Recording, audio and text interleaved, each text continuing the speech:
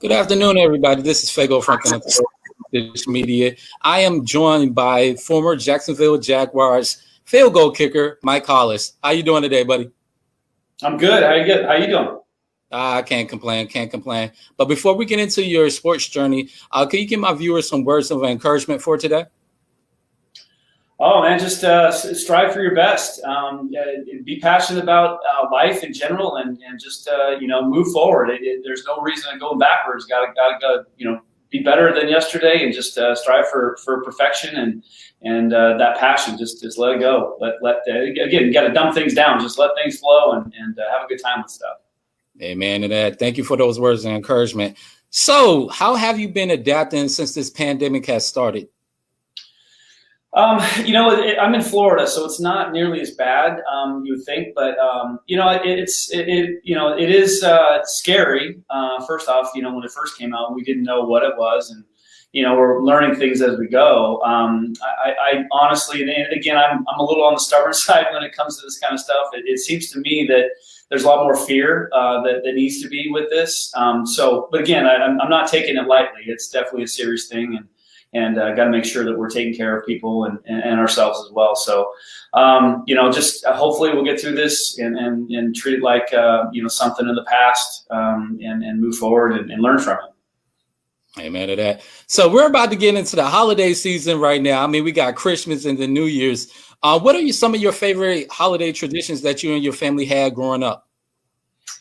The first thing that comes to my mind is my mother's amazing holiday Christmas cookies and candy, and we had the little green wreaths made out of marshmallows and cornflakes, kind of like Rice Krispie treats. But man, I tell you, just getting the family together and I'm in Florida, of course, and they're up in Washington State. I actually honestly have not been back for a while during the Christmas times, but it's time. I need to get back soon. But it's it's always a good thing to see all the family you haven't seen in a while, and get some time to talk to them and associate and just have a great time. It's there's nothing crazy about any traditions that I've had in my past. Just getting the family together and sharing stories and loving each other.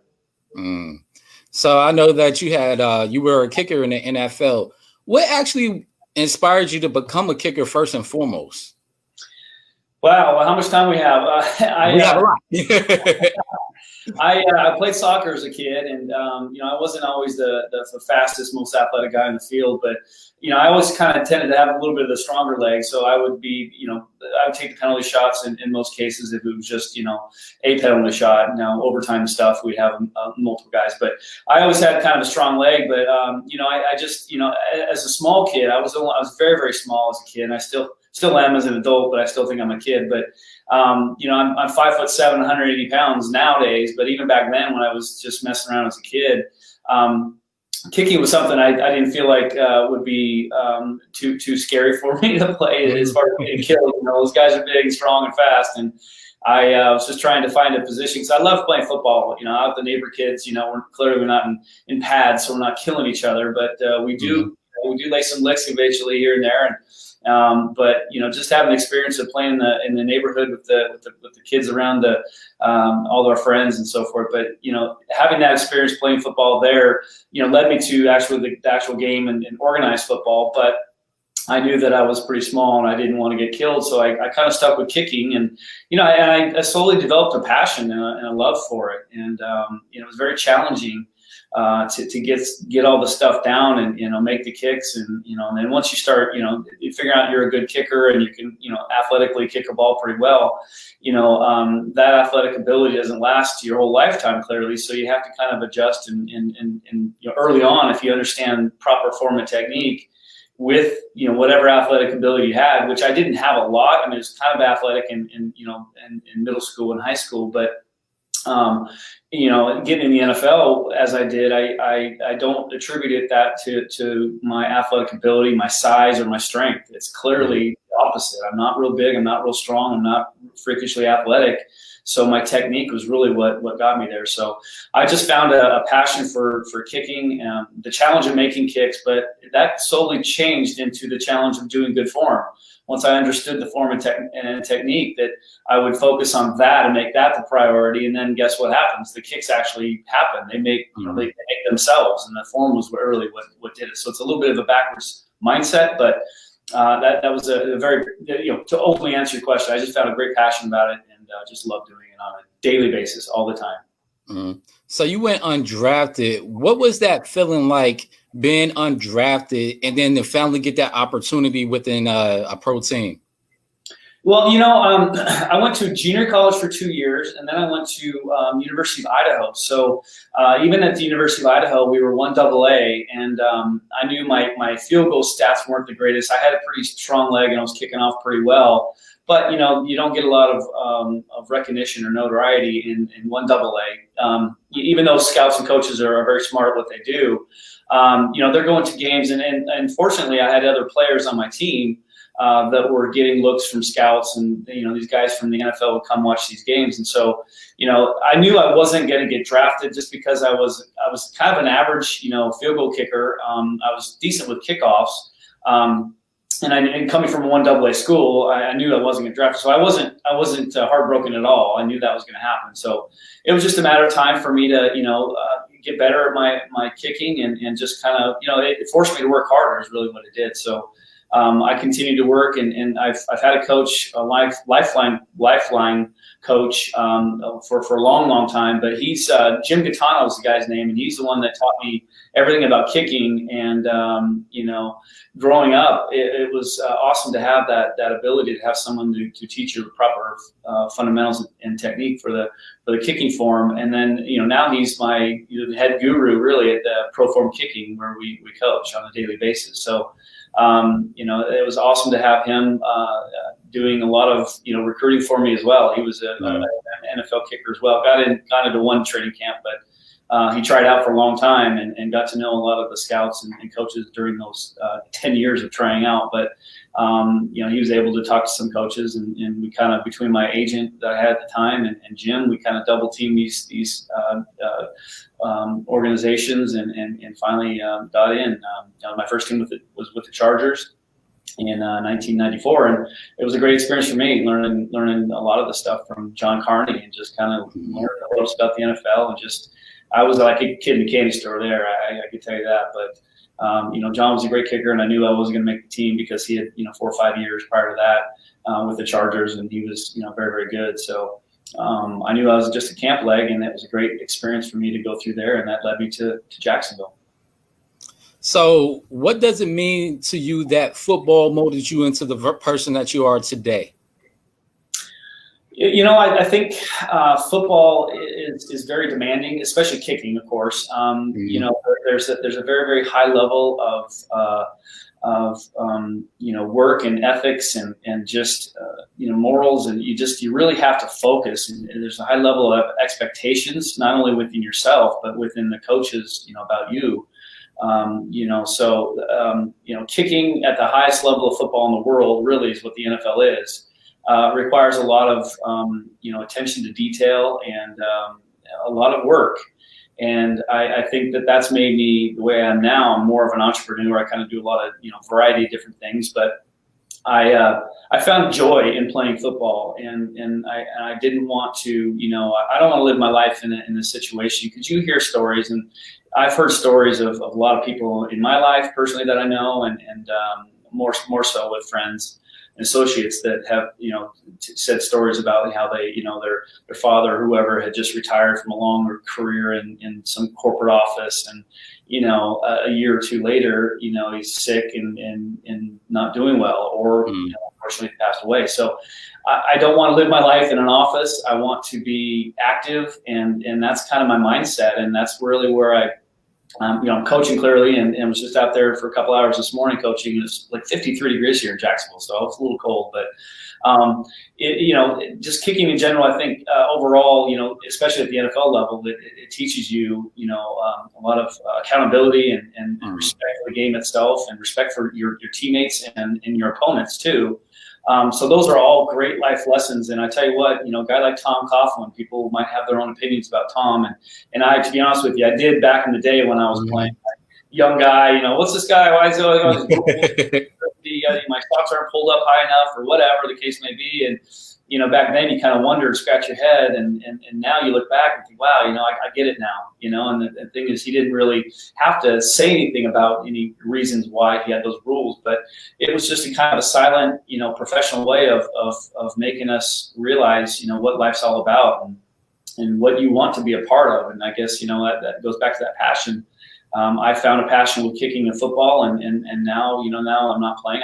I've found a passion in coaching what it is I did. And, just want to have fun and live a fun life and not worry about having to do something that I call work every day. I don't have a job. My job is as much as I could say is our hobbies. They're, coaching is a hobby, but I get paid for it, and other things that I do are more hobbies, and I don't want to have that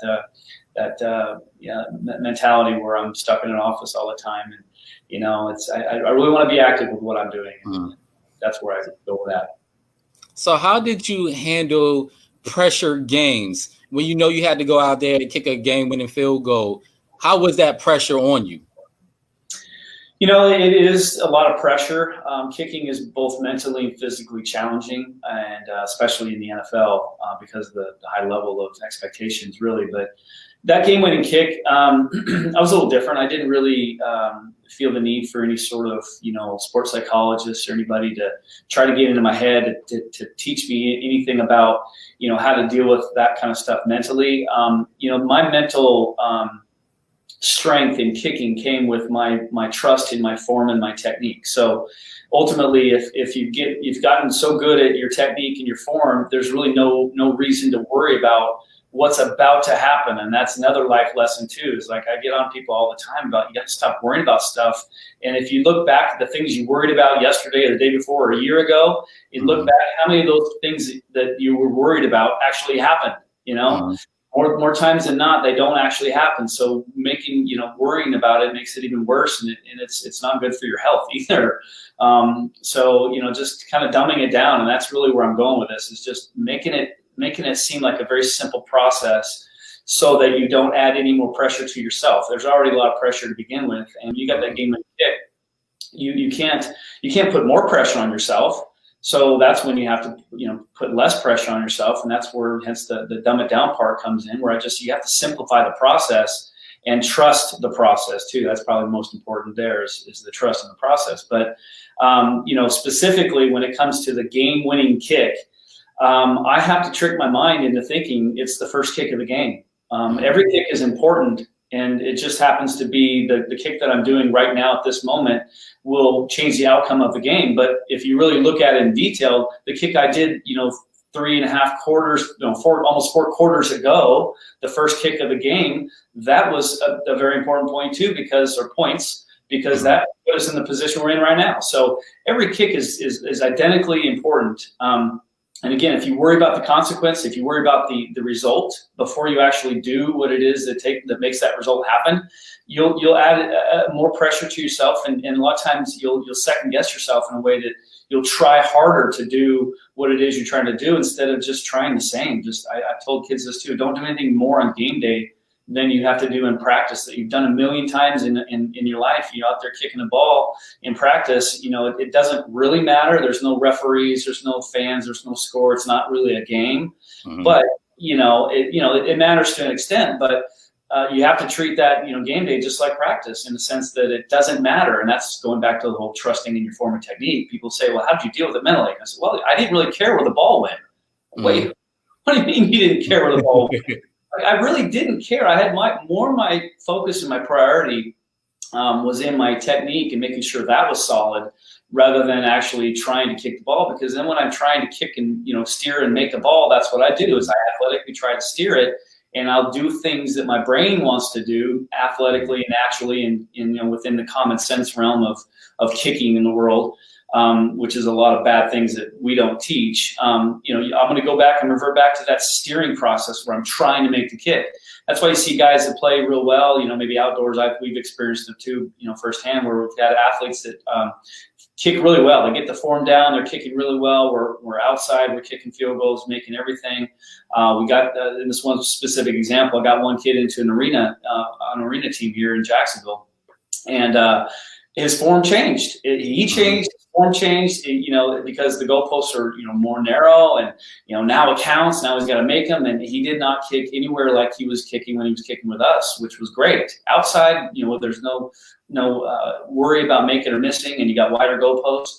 The form and technique were great. He would have made most of every AFL arena football kick outside. If you just take those same kicks inside, he would have made the majority of them, which would be unheard of. But the technique is something that you just have to trust and not worry about it. So that's where we get into trouble when we think too hard about that kind of stuff. Is freezing the kicker a real thing?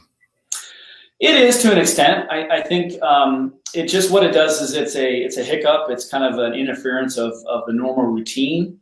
That's where I think guys don't treat it. And again, I'm just saying the way I treated it, it worked for me because what happened was, I would tell my coach that if we get a timeout before I'm kicking a field goal, I'm going to kind of run off to the sideline and take a drink of water or something. And I told his coaches, I said, listen, call field goal again. So it just puts me, reprograms my mind into thinking we're back at square one. We just got third down or whatever, got stopped, and we're calling field goals. So let's just start the process all over again, because there is a certain routine you get into when you run on the field, when you hold, put your foot down for your holder to put the spot down. You line up, you wait for the snap. The snap comes, you kick it. There's a routine that almost always happens, almost effortlessly, and you do it in your sleep, really. So, and there's a timing and all that, and that's what really is going to answer your question. That's what it does. That timeout stops the time, and you just have to restart it. Some guys actually stay out there and they start thinking more about it. And yeah, I get it. Here's a good question: is what would really bother you if you thought there was a timeout going to be called and it didn't get called? Ooh. You know what I'm saying? Yes. That would kick her up. That's word to the special teams coaches out there.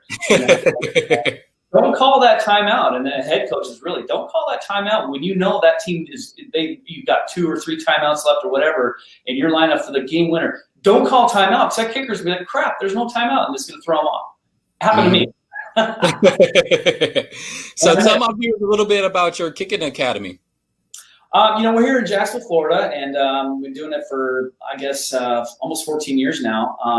We have an indoor facility here locally. We kick outside as well, but we're very specific in the technique. I can go on for hours with the technique, but we're different in a sense that, I mentioned before, I'm 5'7", 5'8" on a good day. If you do, if I do some traction or inverted table.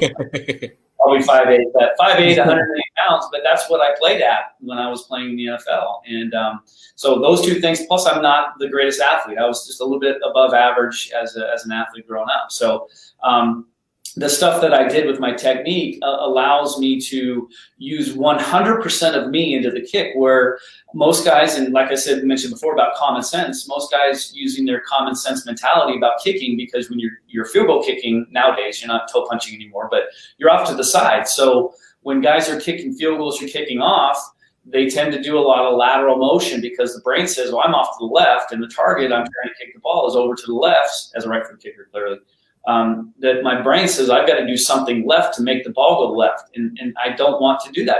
That's going to sacrifice forward momentum and body weight and a lot of stuff. So that's why it's tough for some kids when they come in for the first time and start to learn this stuff. It's a little challenging because it doesn't make a lot of sense. But the good news is, I'm 48 years old now, but I can still kick. Matter of fact, I was kicking this morning with the kid that was out there, a couple kids that were out there today. And I can still kick, and I can show them that I literally can swing forward and the ball goes left of me. And the thing is that not a lot of people understand that or know it, but I'm living proof of it. I wouldn't be so passionate about it if it was something that I just saw someone else do and, oh, that works, that's great. No, I did it. I did it at the highest level of football in the world, and I led the league in scoring one year. And I'm not bragging on that, or I kicked a 59-yard field goal in a game in a dome in the NFL. At 5'8", 180 pounds, very average athlete. I say that because it was my technique that did it. It wasn't me. It wasn't all of the above. And you think about all the kickers in the world right now, and there's only 32 teams in the NFL, and it seems like every year NFL teams struggle, some do, to find a kicker that they can rely on. Why is that? There's millions of kickers around in the world that probably athletically, and result-wise, they're probably really good and can handle those jobs, that duty. But why is it that the NFL can't find somebody like it? Well, there's 32 teams clearly, but every year you see kickers getting cut and all that, and it's mind-boggling. It's not like if you compare it to like golf. Golf has been around a million years. And there's a lot of golfers, and they're all doing kind of the same technique. It seems like, it's almost, there's a lot of very, very similar things that all these great golfers are doing with their technique. Well, kicking is different. Has not reached that level yet, clearly, because there's all kinds of different techniques out there, and there's all kinds of different athletic abilities out there. And I'm just living proof to show you that, the technique is very important. And I'm telling you, the guys that are very athletic, those are sometimes the hardest ones to work with, because they can kick the ball, good and even better than me, higher and straighter and further than I can, but not all the time. But they rely on that athletic ability, and they don't really want to do anything different because athletically they're kicking just fine. But you'll lose that athletic ability, sooner or later. So you'll have to have something to rely on. And if you combine the athletic ability with the technique that we teach, man, the sky is the limit. I'm telling you, guys will be kicking 80-yard field goals. It's crazy. So I want your perspective about Jacksonville. What else do they have to do in order to get to that next level within that organization? Well, I think there's a lot of inconsistencies with the program. I think that there's a lot of things that change every year. Coaches we've had a little bit of a coaching carousel, and now our general manager's not there, and we fired him and so forth. But I think that there's just been a sense of we always talk about rebuilding years. Well, we've been rebuilding for quite a while, and we've had issues with the quarterback position ever since, I would say Mark Brunell, because I'm very biased with that, because I think Mark Brunell was the best quarterback in the league back in the day. He was my teammate, of course, but it's you get that quarterback position figured out, but our offensive line, that's something that we haven't really not a lot of people understand or have actually mentioned the fact that in order for your quarterback to be successful, especially in the throwing game, is your offensive line has to be good and protect them, So one of the, the New England Patriots, one of their priorities was offensive line, because of Tom Brady when he was there. We got this great quarterback. We need to protect him. We need to, get him, to be able to focus and not, think about getting killed on every play. And, that plays a lot of, it plays an important role in the mindset of these quarterbacks, because if they're fighting for their life every play, and if they're fearful of getting killed on every play, how good do you think the throws are going to be? Exactly. I think that's one of the things the Jaguars have struggled with for a very long time, and I think that's something that we need to hone in on and make that a priority, really. But there's a lot of stuff going on, as far as the administrative stuff. But it's a great organization. They want nothing but the best. Take care of the players. The city's great. The fans are awesome. We have a lot of positive people around here. It's just a matter of, getting the games back and where we're winning again, and moving forward from there. And my last question is, what advice could you give people about making their dreams happen, overcoming obstacles, and just keep moving forward within life? Well, that fancy word passion is the first thing that comes to my mind. Once you to find passion for something, might be challenging for some people, but challenge yourself. Have a passion about something, and it's the mindset of guys who get to the NFL and play in the NFL and are in the NFL for a long time. It's a little different than your average person. I think people could probably understand that. Call it crazy, I don't know, but it's just a matter of I think guys who get into the NFL and play a long time, they're the ones that challenge themselves, and they are the first person they're upset with if they don't do something properly. You don't need a coach or fans or the media or anybody else to tell you did a poor job. You're the first person that's going to say, yeah, I did a crappy job today. Or that play was crappy. I got to get better. So if you're passionate about something, I think that's going to help you clearly challenge yourself with that. And I've told kids this in speeches and stuff that I do, is say, listen, if you can, and that's another thing too, is people think about goal setting and all that's, they fall in all these leaders, these professional motivators, and a lot of those people talk about setting goals. I get that, I understand that, but I've never been a goal setter. Within reason, okay. So my goals are to do the best I can each and every day under the circumstances that I'm given. So if I'm able to look myself in the mirror after, at the end of each day and honestly tell myself that I did the best that I could under the circumstances that I was given in anything in life in general, whatever the case may be, then I have not failed a goal. So that if I put a goal on myself, a pretty, have 100% on field goals this year, well, the moment I missed my first field goal, I have failed myself, and that is a failure. And I don't want to set a goal. Set realistic goals. I understand that, but set goals that are higher. That force you to work harder. But I work hard each and every day, and the accumulation of all of that every day in and out. The accumulation of all those days put together at the very end of the day and end of the year, the season, whatever it might be, where that goal that you would have originally put there. If I do good every day, the goal should, whatever the goal is fine.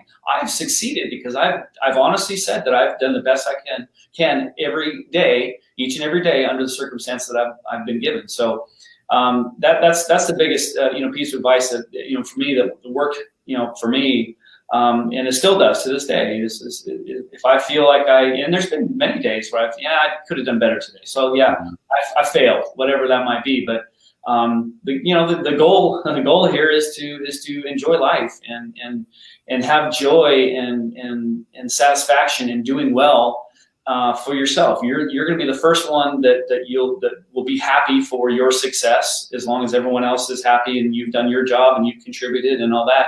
And you're also going to be the first one that's going to be, critical of yourself in times that you weren't as good as you could be. So it's all up to you. Your mind's a very powerful thing, and I think if you can, control it in a sense where you're not getting over realistic, unrealistic, I should say, and just you take each moment at a time, and that's where I think some people get a little too carried away when they think too far ahead, and even worse when they look too far behind them, and they focus on stuff that happened in the past. You're not going to, other than if they're making those incidents better, that would be one thing. But I know I'm rambling here, but this is something I love talking about because the way my mind's a little different in a way that I'm kind of a little bit backwards. I like to think of working on things that work for me and that I focus on and let the results happen. And if I'm doing the process properly, the results should happen in the way I want it to. If I'm not doing the process properly, the opposite should happen. So focus on the process, simplify the process, trust the process, and have fun and enjoy that passion. Thank you again for joining me, Mike. As you heard it from Mike, you have to have a purpose, passionate, and be persistent about your goals and your dreams. Mike, before we let you go, where can my viewers find your academy? Proformkicking.com, PROFORMKICKING, proformkicking.com. And that's also the handles for all my social media, Facebook, Instagram, Twitter, and LinkedIn actually as well. And this is Fago Franklin III. You can always follow me on Fago Franklin III, on my Facebook, which is Fago Franklin III, my LinkedIn, Fago Franklin III, my Instagram, which is SuperJournalist87, or you could just Google me for all the exclusive updates and interviews that I have done with celebrities as well as athletes. Thank you again for joining me, Mr. Mike. It's been a blessing. Definitely have a safe and blessed holiday, my friend. Thank you, sir. You too.